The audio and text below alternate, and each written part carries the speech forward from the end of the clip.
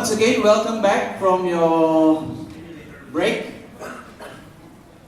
And the next topic will be on strategic plan for digital reformation. Now, the digital transformation in Singapore public sector will still be continuing, in the coming years, but the trend now is shifted slightly towards digital reformation to focus more on improving and innovating the existing public service delivery, to the citizens. The speaker will be touching on the strategic plan for digital reformation in Singapore. Now, the person who's going to deliver this, is Mr. Ong Wee Teck. He's the Vice President of the Singapore Computer Society. He's also the CEO of Trusted Source. Now, Wee Teck is CEO and business leader who leads Trusted Source. It's a platform and Temasek management service, and is responsible for the sales and delivery of the full spectrum of services across IT, human resource, finance, corporate secretariat to institutions, Singapore and beyond. Now, he brings with him 20 over years of information technology experience in this area, and how he has served very actively in the Singapore Computer Society. How he leads large-scale transformation, of course, system replacement and all that. So he has with him a lot of experience in that area, and he will be sharing on that topic. Without further ado, I'd like to invite Mr. Ong Wee Teck. Thank you. Round of applause, please. Thank you.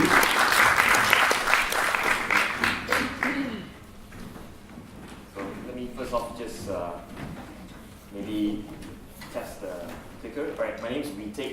I'm just going to maybe take it as a bit of a conversation here, and maybe share with you some of my thoughts around what's happening with digital. Right, I guess digital is a subset of business, so really we should be talking about business rather than just digital. And a bit of my background. I started in Anderson Consulting, those years now Accenture. Spent close to 20 years with the company. I had a stint with PwC and with the bank UOB, where I was running half the IT system for 2.5 years, the operations of the IT system, and now of course CEO of Trusted Source, where it's a wholly owned subsidiary of Temasek Management Services. And I think I also want to maybe just to entice you to maybe ask questions. I brought a couple of my books. A book I wrote in 2006 is called The Adult Learning Architecture. I'm into learning as a tech, learning as a way of continuously improving yourself. And another book which is more of my art stuff, where along with my other artist friends, went to Manila, and then after that we published a bunch of sketches. So good questions may get those books dished out. So let me just start by saying I won't cover as much about the public sector per se, but I want to leave you with thoughts that you can use across the board. Either you sit in the boardroom as a director or part of the management, either in technology or non-technology, even business. I think today we talk about the changes that we see. We clearly have to focus on the business outcome. So let me just start by giving you my thoughts. I call it SCADA in short. It starts with the very top, which is about strategy. And I think when we talk about digital, we always talk about the digital enterprise architecture, we talk about infrastructure, we talk about XML, we talk about server, we talk about the VPN, those are the kind of the language we use, but really we should be talking about customer segment, customer experience, and the business outcome in the marketplace. So strategy is still very, very key. And I want to give you some thoughts around how we should be looking at the disruption of the business model as a primacy to thinking about digital. The second is customer experience. We shouldn't stop there. I think previous panel as well as the speaker, Aaron, talked about the customer experience. I think we are now at an edge where we're talking about the total experience, not just customer-only experience. And I'll give you a couple of examples where we are trying to think beyond customer. Of course, customer is still the focus, but ultimately it's the end-to-end experience that everybody experiences, including employee. The next one is architecture. This is my favorite hot topic. I ran Accenture's enterprise architecture group for many years across Southeast Asia, Australia, Korea, and we had early days when we were looking at all the cool large-scale SAP systems and how they create outcome for clients. And of course, later on, it was more agile, more digital in nature and so on. But enterprise architecture today has evolved so much. It is now a business. It really is a boardroom level type discussion. It's not just a technology discussion. Therein lies the problem that we have. Our business don't speak enough technology to connect with the technology people. Our technology people don't have enough business speak to connect with the boardroom. So therefore, most organizations today suffer from the break of communication from the board to the execution level. You can speak correctly, you listen to all the best strategists consulting in the world, you get all the right words, agile, DevOps, containers, all this stuff. But ultimately, if you cannot deliver, it's not going to happen in your organization. Same way you have all the IT and digital people that's trying to scramble, launching products of application after application. But again, if you don't connect with the boardroom and the business, there's no outcome. So there is a huge disruption, and I don't see it as a digital disruption. It's actually a disruption of communication. Boardroom to delivery back to boardroom. It's not happening today. So I'm going to talk about the architecture bit of it. Data, information, this is key. Years ago, where email is not really a critical element, it was siloed within the function. Fixed deposit in the bank would have email embedded into the application because nobody cared, there was no governance. Data is just what it is. So that was created, 30 characters for email, consumption of the FD, so-called fixed deposit sort of application. Years later, email is a governed data entity, and we still have banks that may have that element embedded in an application inside or somewhere in Ireland, as Aaron mentioned this morning, right? And we see, again, using email as an example, so many other data elements, again, face the same challenge of becoming siloed, state-siloed, and unable to become strategic, when today we need all those data to be giving us insights and giving us customer proposition that is data-driven. Can't do it because they are all in silo, they're not connected. There's no connecting the dots, there's no customer view to how data is consumed and product creation is done based on those data. So data is absolutely key. Agile, we all know that, right? We like agile because agile is like the way we can throw the discipline and then we can just do whatever we want and cut all the processes up in pieces so that we can just deliver faster regardless of everything. Is that right? No. In fact, if you are really truly running agile, your discipline goes up 5 notches. Without discipline, you have no chance of delivering agile. And I'm going to say that again. If no discipline, you have no chance of delivering agile. Agile is not about throwing change control out the door. Agile is not about cutting the organization such that you can run faster and throw away all your other discipline that you built. In fact, if you don't have those foundation discipline, you cannot do agile. You will fail. And those are hard messages when I talk to very senior people, the board and so on, but they seem to have caught up to this consulting strategy speak. People who don't really necessarily know how to deliver, but they know strategy. That agile means you can go faster regardless of everything. That's this recipe for disaster, right? I'll say that many times. But anyway, let's start with the first part, which is strategy. I'll give you a couple of examples, food for thought. I don't have much time, so I'm just going to give you a few of these ideas that hopefully you can chew on and you can use it in your own organization. So the first one is this, you see the truck, and then you see on the right-hand side where you have all these trucks that has been automated. I didn't put it down, but the example here is a Rio Tinto example where they have put thousands of trucks automated. There's no driver on the truck, they are huge. When you stand down there, the trucks are probably about maybe 4-story heights, right? Because these are all automated. The entire place is automated. The story I want to tell you is this. What Rio Tinto discovered was when they automated, they suddenly received a bunch of cost savings, clearly, right? You automate cost saving, there's cost reduction. The more interesting discovery was that they were able to change the cost structure completely to a different line altogether. How so? When you build a new mine, you actually need to have maybe 3,000-4,000 employees in the new place.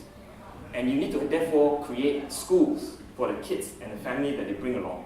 You have to build hospital, clinics, whatever it takes to build a little society that has to, like a kampong spirit, Singaporean will say, the kampong that has to be built. It's not just automation and therefore cost reduction by 20%. It's not just that, it's the whole sort of cost that goes along with building a new mine. But when they discovered that they could actually build new mines with the whole automation, the reduction of head counts went below 1,000 for each of those mines that they built. So from 3,000 or 4,000 people plus families, now they are able to reduce total headcount of a mine, same size, to about 1,000 employees. And therefore, they do not need to build school, they don't have to build clinics. They can actually have more mobile. That means people don't necessarily work in the mine more often outside or in the city where they work, but they go to the office and it's monitoring all the automations, right? So the whole flip of models is actually a business model flip. And this is the question I would like to ask you. When you do digital, it's not just delivering the application or launching the app, right? It's not just that. It's about rethinking how are you doing business. And I think that's the fundamental missing point of a lot of our technologies today. We keep thinking about the technical step, the development process, but where is the change in business model, right? Another example, Shay, this guy called Shay, you can Google him. He was an ex-SAP honcho, supposed to be the next CEO, didn't make it, he left, went back to Israel. And his idea was very simple. Why can't we just change the whole business model of selling electric cars? Now, ultimately, his business model failed. He only sold 1,700 electric vehicles and it didn't fly, and they lost lots of money, and he was basically unsuccessful in his delivery. But maybe he was just ahead of his time, maybe. But hear me out. His idea is very simple. Today, if you buy a phone, you carry Samsung, Apple, whatever you may be using where you're tapping on, those phones are partly subsidized by StarHub, right? Or Singtel, or M1, or whoever you're connecting to, right? For telco coming up. The idea is that you buy the experience. It's not just necessarily buying an iPhone or a Samsung device. It is an entire eco-experience of owning the device, right? So, if you have something wrong with it, there's insurance that Singtel will cover, right? Those services. It's a whole experience of it. So, every 2 years or 3 years, you just change your device. It is a business, it's a customer experience. It's a business model change. You don't sell devices, you sell the entire package, right? So he says, why can't we just do electric car just like that? Instead of having the problem of battery, where battery is the major issue with EVs, electrical vehicle, we own the entire ecosystem. All batteries is owned by a company. And so we sell you 10-year experience of owning the electric vehicle. You pay not necessarily a high premium of buying the car, but you pay into a subscription model just like a handphone. And the electric car is really a subscription model. But of course you own the car, but since you don't own the battery, you can drive in somewhere, you don't worry about your old battery being swapped in and out by, in that. So in 2 minutes you can have your battery renewed, you can drive off in a new set of batteries. You don't worry about it because the battery don't belong to you, it belong to the subscription model, just like that. Fantastic idea. Of course, I believe it's early time and so on, but my point is this: it is the guts to rethink business model that really will change the world with digital transformation, if we like to use the word. It's a bit overused. We need to think disruption. And I think it's not just digital disruption, it's actually business model disruption. Think of Amazon, think of Microsoft when they flip over to go digital, right? Those are all business model changes, right? When they give for free all the entire OS, those are fundamental business model change. Again, I like to challenge, right? For those of you in the room to think about what you're doing today and how business needs to be disrupted and how it should be challenged, right? If you have a good example, I'd like to hear about it, right? So if you're interactive, I might dish the book out to you. If any of you have a good reaction to what I'm saying, or it resonates, or you violently disagree, I will welcome as well. So okay, let me move on. I know time is kind of short. So the next one is C. So SCADA, C, customer experience. I don't think you should stop there. We were building, Trusted Source was building a digital experience for the boardroom. So we have 40 company secretaries that serves some of the largest companies in Singapore, being affiliated with Temasek. So we wanted to change the manual way of managing boardroom to a more digital experience. So we have a solution that we just launched called Board Doc Vision. The funny thing is that every time you talk to the directors or the chairmen, their emphasis is only on their own usage. They don't really care about the company secretaries that has to run late night shifts to print bundle of stuff for them to print. every time a director change, or every time there's an acquisition where the bank mandates change, there's thousands and thousands of paper that needs to be signed. And what happens to that? They have to be archived, they have to be stored, and so on, right? All the old compactors, new compactors sometimes. So the question is this, right? How do we change the old experience? If in a board meeting, the chairman decides that he needs an immediate resolution to something that was discussed, wouldn't it be nice if she, the chairman, or he, turn around to the company secretary and say, hey, I need this resolution, and the resolution is created, and everybody get a buzz on the handphone, and using your thumbprint, you can just vote yes, no, or abstain, right? And in 5 minutes, you get your resolution passed. That's a digital experience. Now, it takes the system, of course, the app, we all know that, but it takes the chairman to think differently. It takes the board of directors to behave differently. It takes the company secretary to behave differently. These are behavioral change that needs to start from, I suppose, the boardroom, right? So it's not just the customer experience, it is also the employee experience, it's also the agent, or you think of your supply chain of experiences. The entire spectrum needs to be changed. It's a cultural shift fundamentally. So experience is now key. The whole journey of delivery cannot just focus on customer. Can you imagine if the customer is digitized, assuming you're a B2C company, and by the time it comes into the company itself, it's manual. You run on your own Nokia handset, right? It's manual. And then by the time it comes back, it's digital. Customer is going to be so upset because every time they do something, you are not coming back as fast. Because the whole experience is just customer, not end-to-end.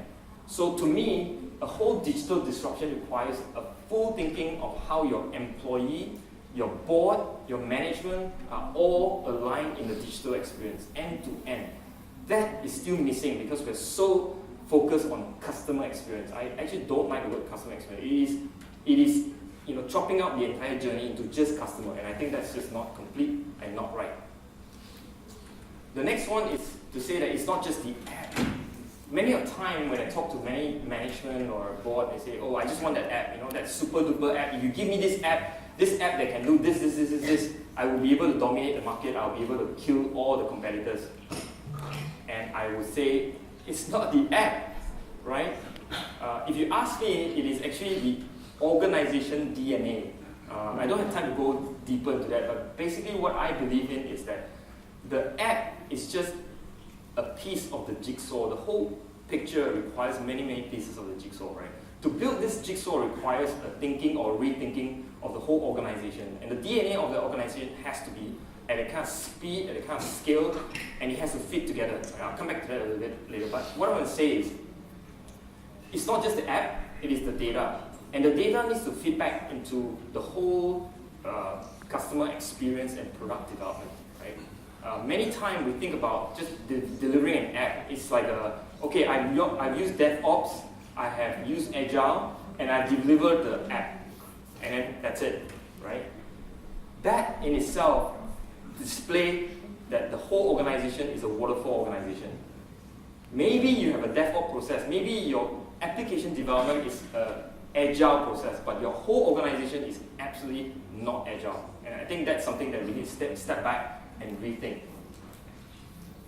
I love the topic of architecture. If you look at Marina Bay Sands, probably someone sitting there 10, 15 years ago looking at that piece of land saying we can build this wonderful, we could maybe take the input of how big this space, how many people, all the functional requirements, punch it into the modeling, we can say how many bricks we need, how high we can go because of material strength, regulations, all that stuff. We can probably think of how we built a building like that, relatively, I guess, scientifically designed and planned. The problem with technology is this. We have been, as human beings, we have been building buildings like this for, I don't know, think pyramid. How long have we been building buildings if you think pyramids? Anybody saw this book for? How many years? How many? 3, 4? 5,000? 6,000. 6? Who say 6? Right. If you wiki or Google, thank you, is that we have 6,000 years of experience in building buildings. How many years have we built application? Okay, no books or anything, but how many years?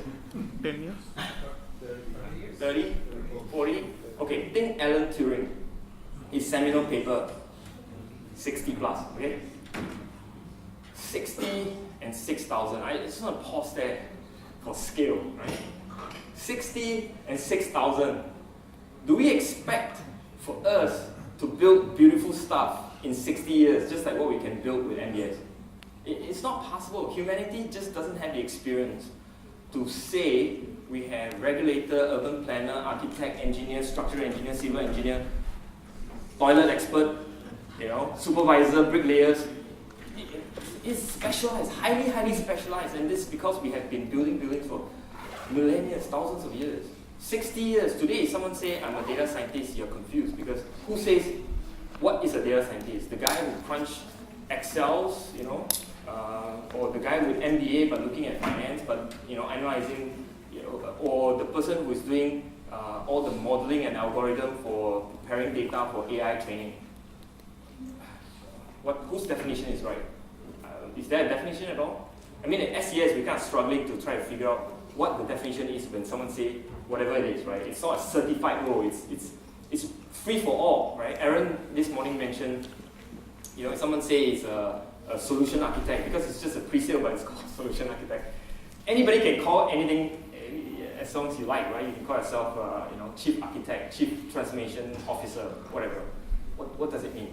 The problem is we have only 60 years and 6,000 years. I think as an industry, as a bunch of people who are coming together to think about some of these things, we need to start clarifying what we mean, right? Because if you don't understand what we mean or don't define it, our language, we're not connecting. We're not taking it to the board, and we're not able to take delivery, and we're not able to connect it.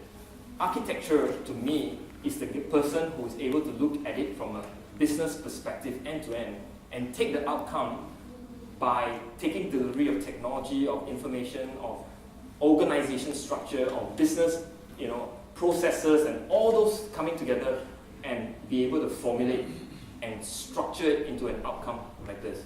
It's a difficult one because today, when we look at some of the system we build, they are far more complex than all the business buildings that we have been building. Actually, you look at some of the software code that we've done it's complicated. In fact, more complicated than building buildings. We don't know our boundary of the edges. We don't know when we will fall off a cliff. We don't know where that is, right? And that has repercussion on many other things, such as estimation. We can estimate how much it takes to build a building because we know the sand we need.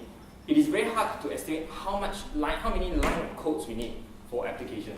The estimation problem is a difficult one to solve, right? We have tried so many things.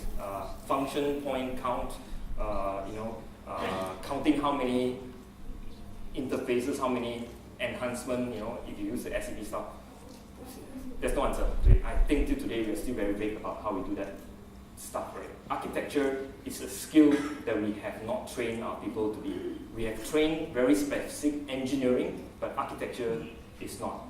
When somebody called themselves a database architect, that's an oxymoron because architect is somebody who looks at it broadly. I can take it if you say you're a database engineer, but you're a database architect, or a data architect, because anyway, you get the point, right? So there is an issue with the understanding of architecture, so to speak. AI is here. I don't think we can run away. The whole shift is not just with the business disruption, but the whole shift is also going to be the whole way of how we are building systems. In the past, we use logic, we code. In the future, we're preparing data and we're training the whole of the AI brain, right? Today's AI is a black box. We feed it data, we tell it what it needs to give us in terms of answer. Over time, it knows what it wants with vague data going in. It doesn't tell us why it makes that decision. The AI engine of today is a black box. We can't open up and say, why did you say it's A and not B? Can't tell us, right? I think a lot of the scientists are now working on AI that can tell you why it made that decision. There's a lot of roles that's going to come out in the next few years, already coming out. So AI trainer, right? AI psychologist, right? When the AI brain has failed to discover the dog and run away because the car has somehow run over the dog for whatever reason, you don't send a programmer in because there's no logic to look at. You send an AI psychologist to go talk to the AI and say, why did you decide that dog was worth running over, right? Those roles are all new and it's coming, right? And there are more and more interesting kind of role that will be available for all us professionals, so to speak. our children too. I think we'll see a huge shift from comfort taxi driver to Uber driver, or Grab driver, to be more precise. But that is here. Data feedback loop. I talk about apps. So if you're a business leader, you want to take the customer data and feed it all the way back to data creation. If you cannot create this feedback loop, then your organization is not digital. So to be digital, you need the feedback loop. And all product creation is feedback loop. The Apple Watch #1 that I wore was terrible. It was a very bad experience. Today, it is a fantastic experience. They have gone through so many sprints, run so many software delivery, that the experience has continued to improve. You didn't buy a Tesla and expect it to stay the same. You didn't buy an Apple Watch and expect it to stay the same. Why do you launch an app and expect it to stay the same for 2 years? It shouldn't, right? And therefore, I think the feedback loop is where you take data and harness it. If your data is abundant and you're not using it, something is wrong with the whole process. Data is meant for the next action. In marketing, it's about next action for client, but internally, the data is to be for product development. And I think that, again, is missing in a lot of organizations. All right, agile. We talk about agile, right? So we spend, 9 months in the board debating about what we should do, and then we give 3 months to the IT to deliver, right? That's correct? I think it'd be nice if the boardroom is agile. Do you agree? You give 3 months to the board, and then you give 9 months to the IT to deliver. Yes? Yes? Yep. Yeah, I think we're all IT based here. I wish my boardroom is more agile. Don't just tell me to be agile. You should be agile, right? As a CEO, I struggle with the question of, why are you taking 9 months to decide? Take 3 months to decide. Give me 9 months to deliver. I tell you, at the end, the outcome is going to be better. Maybe spend a lot less money too. Okay, I'll be fired if I continue on this line. Not a good idea, but you get a point. Agile is not about technology. It is about the organization DNA to be able to deliver product in an agile manner. And that is hard because it goes all the way up. So, in summary, strategy anchors all our discussion. Right? Customer experience, don't stop there. Employee experience, and the total experience is about the journey. Architecture, we need to take a step back to start learning to see the big picture. Because if we are always just looking at the small thing and call it architecture, you're not going to get to the right architecture. You're going to be just looking at a small slice of it. So think broad picture, but yet, like an architect that builds building, has aesthetic to it, has all the engineering supporting it to pull together to deliver all that it needs to be. Data is key. It's the new oil. We all know that, but what does it mean? It needs to feed back into product development. The whole organization has to be organized such that it goes in loop, and the feedback loop needs to be complete. And finally, it's about being agile. It's not just a tech question. Thank you very much. I hope you'll get something. Last point, you are free to connect with me on my Instagram. I'm trying to reach 17,000 followers on my art. So anyway, it's a little hobby of mine trying to catch more Pokemon. My daughter caught catch Pokemon, I catch Instagram followers. And of course, LinkedIn. Right. Thank you very much. Thank you, John.